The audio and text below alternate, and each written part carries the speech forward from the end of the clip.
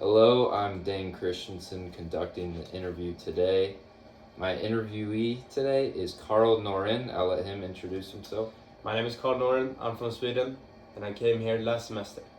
We're on the soccer team here, and my topic today is basically the complexity of the recruiting process and how the increase in foreign students wanting to come here to play college soccer, along with a few other factors, have influenced the complexity of the recruiting process overall. And Carl is a great example of that because he was a foreign student coming over to play college soccer here. So let's get it. Let's start it off here. So Carl, you're obviously a student athlete from Sweden. What is your story? How'd you end up here? So basically, I wasn't planning to go here at first, but my sister, she goes to college here. She went over 2 years ago, and she told me a little bit about it, and it sounds very fun. And then I came last fall, I think, 2022, and visited her, and it looked really nice, looked really fun, and it's a good opportunity to get a good education and at the same time play the sport you like. And then, did your sister? Did she like it? Did she say? Yeah, she influenced me a lot. She said it was very nice. And where does your sister play? She plays in Georgia at Life University. And so, did that make you want to come in the southeast? Yeah, because the weather is very cold in Sweden. So I told my agent when we looked at school that I wanted something warm. Got it. And next question is, so over the past 10 years, there's been, obviously, as previously mentioned, a large surplus in foreign soccer players coming to the U.S. to play college soccer. In fact, most Division I and Division II college teams today consist of mostly foreign players. Why do you think so many foreign players now all of a sudden want to play college soccer in the U.S.? I think here in the U.S. it's a different opportunity because you can get an education at the same time you play a high level of soccer. We don't have that over in Europe. You either go to college or you play your sport professionally. Here you can play at a high level and still get a good education, which makes it very attractive. And then, why did you want to play in the U.S.? I know you just stated it, but it was same reasons? Yeah, it's mostly because of the school. I can get the education and I can play the sport, and it's a fun way to do it here. And then, so you're obviously from Sweden. You played high levels, semi-pro in Sweden, the highest level he played. So obviously, when you're looking to come in America, what were your strategies in finding a school here? To be honest, I didn't know a lot about the schools. I had an agent, and she helped me a lot with everything. She looked at the schools, she told me about the levels, and where she recommended me to play, and how the conference, how competitive they were, and all that stuff. And did you circle a certain division you wanted to play? Was it D1, D2, or was it just anywhere? No, I told her I want to play D1 or D2 because I thought D1 was going to be much better than D2, but now when I came here I realized it's not that big of a difference. Yep. And then you obviously just stated, do you think that now coming here, how do you think the level compares to semi-pro in a foreign environment? I think it's pretty similar, at least at this school, because we're a very good team, I would say. Yeah. So it's pretty similar. And then did you have so you came here, you obviously connected with the agent. Did you have any other schools that either offered you or had interest in you? Yeah, I had a couple of schools. I had Lee, that's in our conference. I had Nova, Southeastern, I think it's called. And then I had a couple of other schools, but I was bad at checking my emails. I missed out on a couple. And then, so you obviously mentioned the schools. What techniques did these coaches use to try to persuade you to come play for them? They were all talking like the school was the best school in the world. Everything was perfect. Yeah.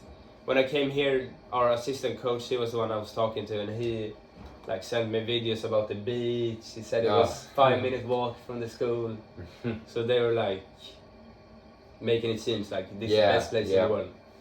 And then, but the thing that convinced me the most was probably because I talked to our assistant coach, and I didn't really like the school. And then he gave me the number to a player, Finn Geigel, on our team. So I talked to him, and he like mostly convinced me to come to this school. And then you mentioned to me off camera that they wanted you to take an official visit here, meaning he visits and the school, basically the soccer program, pays for everything. Did knowing that they would do that for you help persuade you, as that obviously makes it seem like you would be you're very important to them? Yeah, even if I didn't go on the trip, I felt like they were very generous and really wanted me here. So that had a big impact on my decision. And then you mentioned Nova. Obviously, West Florida and Nova are very similar, as they're both Division II schools in Florida, and they both can compete with most Division I schools, if not are better than other Division I schools. So what made you really did you make, was it West Florida the whole time, or was it 50-50? No, actually it was Nova the whole time. But then they stopped answering me. Oh. Yeah. Oh, so when they stopped answering you, was it your agent in communications? No, my agent connected me with their head coach. Mm-hmm. So it was like only me and the head coach talking. Mm. And then, so I'm going to go into something else now. So we talked about the surplus in foreign players. In 2018, there was something introduced to colleges in the United States called the transfer portal. The transfer portal basically allows for any player at any time in the year to change teams. Do you think that the increase in foreign soccer players when they come here, along with the transfer portal, has affected just how complex just the whole recruiting process may be for coaches? I'm not really into the transfer portal. Can you explain a little bit more about it? So the transfer portal basically allows for we'll say West Florida, right? So our roster, any player at any time can basically say, for whatever reason, they may not like it, they may not get play time, hey, I want to leave. They basically enter their name in this thing called transfer portal. It basically sends an email right when you enter. Every coach in the nation gets an email about it. And basically just has just a quick resume and highlight tape. And basically any coach from around the world in the U.S., any level, can basically see this and call you right away and offer you, and you can change teams right after that semester ends. I think that is a very good way to have it, because it makes it easier if you want to come here and you come here first semester and you're not happy with the school at all. Mm-hmm. If you feel bad, you can easily change to another school and play there. And then do you know of any players currently in the transfer portal? Yeah, I know some of them are on our team. Yep. I think it's a good way for players to connect with other coaches. Yep. And so the players in the transfer portal, are they mainly American or foreign?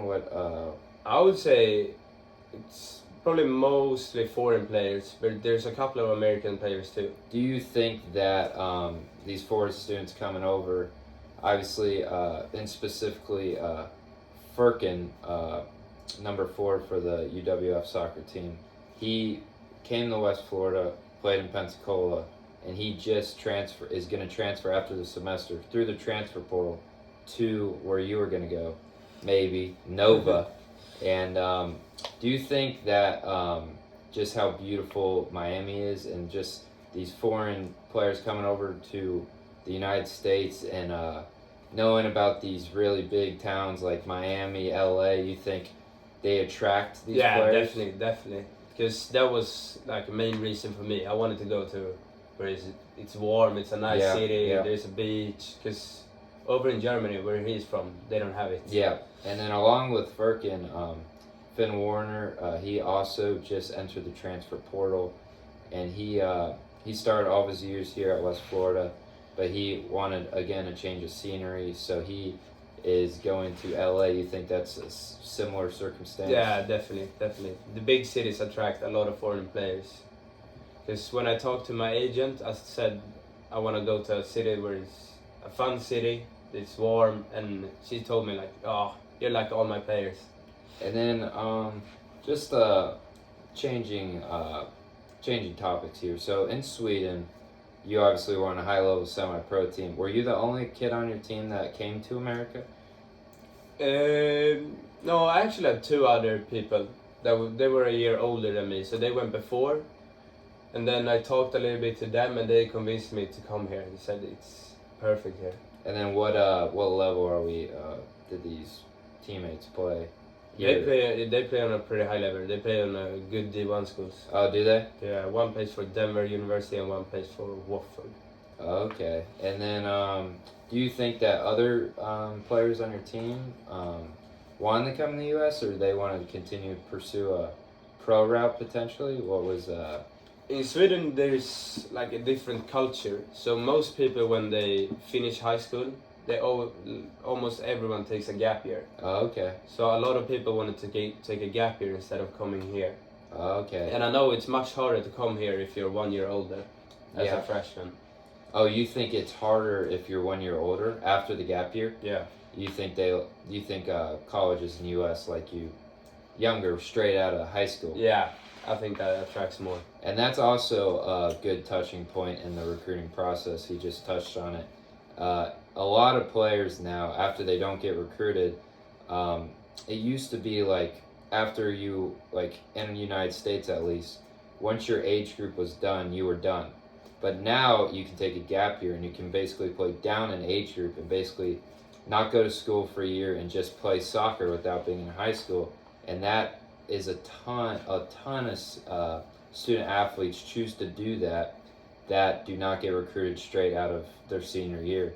So that, along with all the foreign players wanting to come over, along with the transfer portal, it's just hundreds and hundreds of thousands of players wanting to come to Division I and Division II schools, along with a lot of anywhere really. I mean, it's something like less than 1% of high school student athletes actually playing college. So it's obviously very hard, which shows how complex the recruiting process is for these coaches.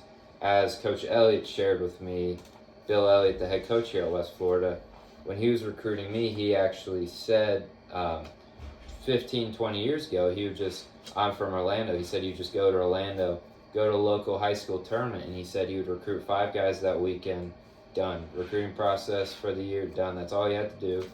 And he had success doing that. But over time, it developed, and now today he receives hundreds of emails / text messages a day alone with people from all over the world wanting to come play for his university. Do you think like the difficulty for coaches has increased with all these? Yeah, definitely. Factors. Because now he has so many choices to choose from. It's much harder for him because now he might go to Orlando to just pick up one player. Yep. And that thing, because I know right now they split it between Felipe, our assistant coach, and between our head coach. Yep. I think that's because it's a lot of work to do. Yep. So they have to watch probably thousands of highlight videos. Yep. To find the perfect player for that position. Exactly. And then just real quick, do you think that like when you're playing against teams in your conference, obviously our roster is pretty split from American to foreign, but obviously I mentioned earlier that a lot of Division two schools along with Division I schools have went to all foreign route. Some actually only keep Americans when you've played these teams, because Carl he was a big factor this year for the team as a freshman, got a few goals. Do you think like when you're playing these teams and you see a full foreign roster versus maybe a full American roster, do you see a difference in quality of the? Yeah, I do. I would say the more foreign players, the better the team are. Yeah. Because I think a team from Miami is gonna be better than a team from Mississippi. Because that attracts more foreign players and more American players to come there. Yeah. And I don't think a foreign player wants to go to Mississippi to play soccer. Yeah. Yep. And then just lastly, real quick, just the final question here. Just my question for my topic is: does the surplus of foreign students and the transfer portal, along with other factors, has it increased the complexity of the recruiting process over the last 5 to 10 years? What's your final stance? I would on definitely that? say it has. Yes. Because there's a lot of new factors that plays in, and the difficulty has increased for the coaches and for the players. A lot more players wants to come here now. Yep. Because it's been more popular. All people talk about it, and Yep. I would definitely say that. And then he touched one more thing that just came into my mind. He touched on it. Obviously, Nova, he said it was them most of the time, and then you said they didn't respond after a little bit. And do you know the reason for that? Yeah, he told me they wanted because I play as a striker, and they wanted an experienced striker with college experience. Okay. And then this is actually kind of rare for a lot of coaches during the recruiting process. It's pretty brutal, to be honest. These coaches will be talking to you, and you'll email them, and because we were both through the recruiting process, you'll email them, and they'll respond right away. They'll be super interested. They'll call you, and then you'll text them back maybe a week or two later. And then a lot of times they never reply again. You'll never hear from them again. Yeah. And then that just shows how brutal it is, the recruiting process, because they can find someone better. If there's a freshman coming in and they're super ecstatic about this freshman, and then all of a sudden this a JUCO player for 2 years came in, because JUCO is a route where players with not so good grades, or maybe just didn't get the exposure out of high school they wanted to go to the school. Junior college? It's junior college, yep. So basically they go for 2 years, they play, and then a lot of the times, if they did really well, to go to D1, D2 schools. Yeah. So a lot of colleges, they'll look at these freshmen, they'll be like, oh, this guy looks good. We'll watch them play, and then all of a sudden, junior college stud, 30 goals a season, will contact them, and it's no-brainer for a lot of coaches. Yeah, I think that's where the transfer portal comes in. Yeah, it makes it more competitive for players to come exactly. So thank you, Carl, for your time today, and that will conclude the interview today. Another question for you, Carl. I had you do the survey. What did you think of the survey that I provided to get some primary research on my project? It was a good survey. I think I had good answers to most of them. And do you think of any specific question you're wondering about? Potentially the question about,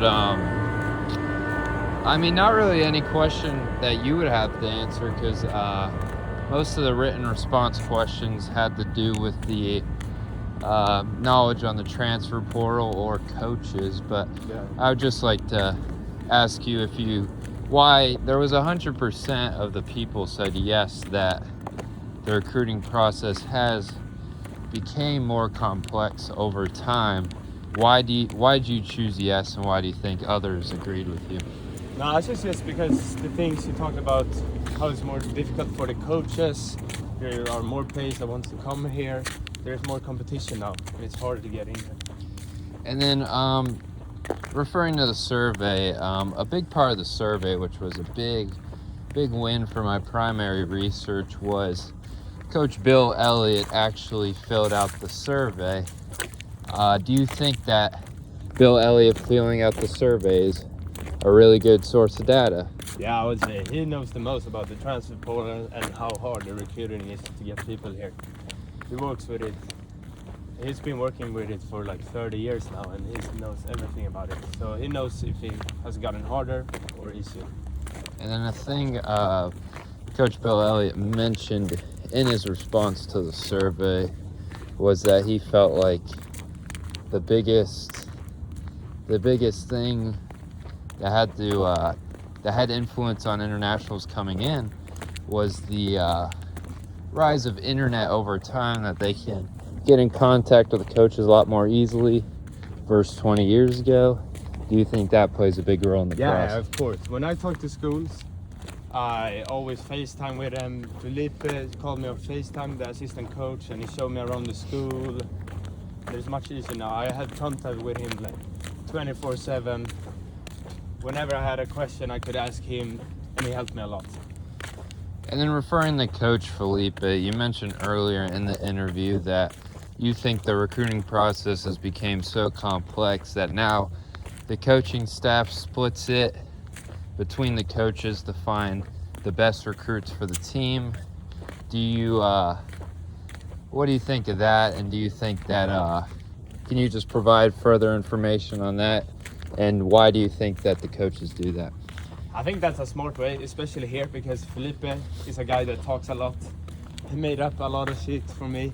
Like, for example, he told me we have practice at the beach all the time. And he told me everything here was perfect, and he was doing everything to convince me here. So I think, especially here, it's a very good thing to have, because Felipe is good on convincing people.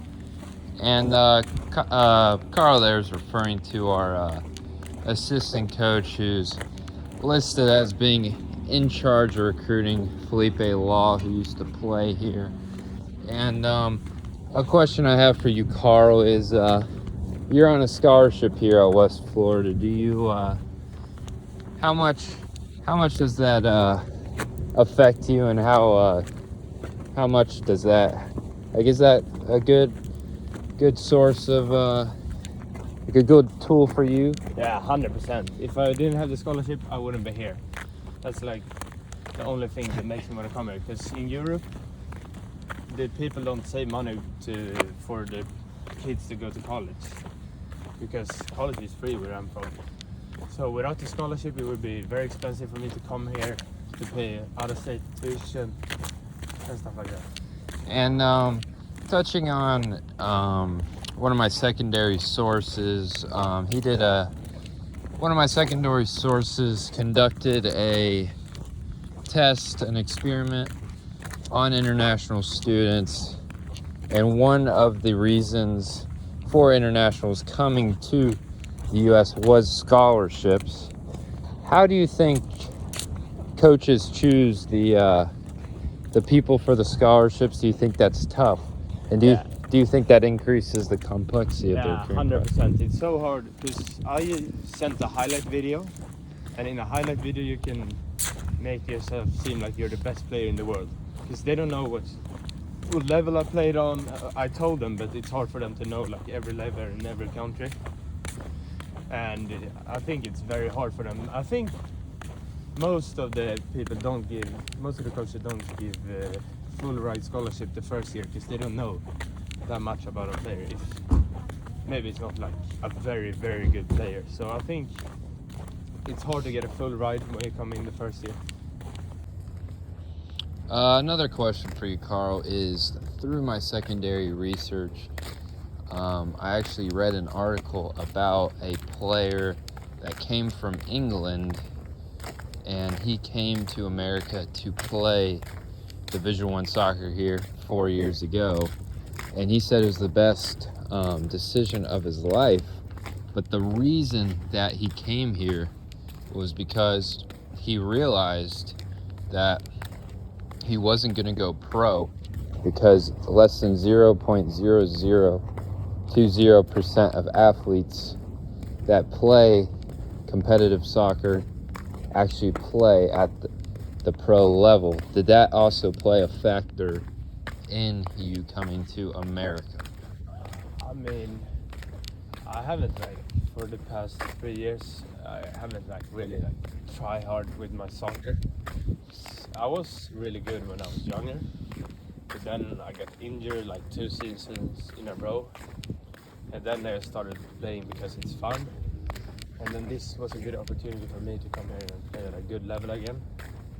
So I took it. And the reason I mostly came here is because it's so hard to get in at a good university in Sweden, where I'm from, compared to here.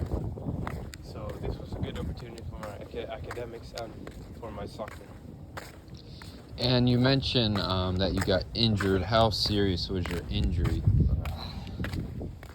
One was pretty serious. It was a stress fracture in my lower back, and the other one was a knee injury, and I was only out for like 2 months. And Carl brings up another point in my research here, my project, about another thing that complexes, that leads to a more complex recruiting process, which is injuries in soccer. Would you say, Carl, that injuries are very common in soccer? Yeah. I think a lot of people don't come here because just of injuries. They get injured before they're coming here. I actually thought about not coming here because last year I was injured for 5 months before I came here. And for coaches, injuries are a big concern, and it's actually a reason a lot of recruits that are actually committed to go to schools, they will either tear their ACL, have serious injuries, and they will basically the coaches will take away their spot on the team. And so, Carl, do you think that also complexes the recruiting process? Yeah, of course. If you sign a player, for example, Aiden, he was one guy on our team. He was a freshman this year, but he got injured during the summer. So when he came here, he was injured. And of course, it makes it hard for the coach if he wants to keep him or he wants to recruit another one that he knows is going to play this year, because Aiden has been out until like now, so he hasn't played a single game yet. And do you think that these injuries have to be major injuries for coaches to consider no longer bringing along the player? Yeah, 100%. I would say so. I don't think anyone would cut a guy off because of a minor injury. And then another question for you, Carl, is that so there's only 9 scholarships in at each college, Division I, Division II. So coaches really have to spread out these scholarships wisely, especially among international players that are more prone to getting these scholarships because it would be more expensive for them. How do you think that that scholarships being limited to 9 complexes the recruiting process? Yeah, 100%, because it's hard to like split out the scholarships. Not everyone is gonna be happy with it. It's always gonna be someone that is mad or thinks they deserve more than they get. And I think that's a big part when you recruit someone. They want to get a lot of money, so they don't have to pay a crazy amount to go here. And do you think that offering only 9 scholarships actually helps teams not get like super good? You might, like you stated earlier, that like international players would probably want to go to a Miami school over a Mississippi school, for example. Do you think limiting scholarships to 9 creates a more fair environment for Division I and Division II teams? I think in some way it's a good thing, because then the same team is going to be good over and over again because they have the most money. Then in another way it's a bad rule, because if you have your money, you should be able to spend it, I think. And Carl mentions if you have money, you should be willing to spend it. A lot of times these big colleges with a lot of money, how they spend their money is through recruiting these guys. To recruit the top guys, they spend money on them. They'll offer them official visits. And like Carl stated, West Florida offered him an official visit. And can you touch on that again, Carl? Do you think that being offered an official visit, do you think that really helps players feel wanted? Yeah, 100%. When I wasn't sure about coming here, and then our assistant coach said they will book a flight for me, they'll like all the things for food here, and I can visit here for 4 days. It makes me feel like more wanted, and like they really wanted me to go here. And did you, when you came here at first, did you stay with the coach, or? No, I didn't go on the official visit, but the first day I came here, I came pretty late to the airport, so I stayed at my assistant coach's house, and it was a good welcome because then I knew they cared about me and wanted me to have a good time here. And then, so we mentioned the transfer portal earlier. Is that something you have will consider in the future, or not really right now? Not really right now, but maybe in the future. You never know. And then just the